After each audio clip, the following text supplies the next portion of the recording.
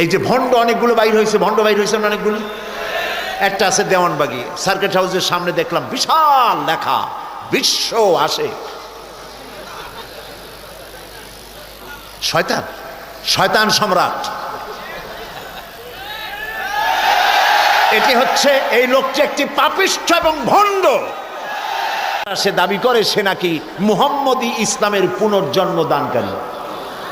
আস্তাগফিরুল্লাহ। মুহাম্মদ সাল্লাল্লাহু আলাইহি ওয়াসাল্লামের কোন ইসলাম আছে? তাহলে মুহাম্মদী ইসলাম কি?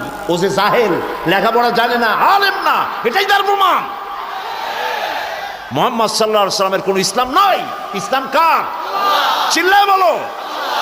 ইসলাম হচ্ছে আল্লাহ তাআলার, উনি তার প্রচারক, সর্বশ্রেষ্ঠ প্রচারক।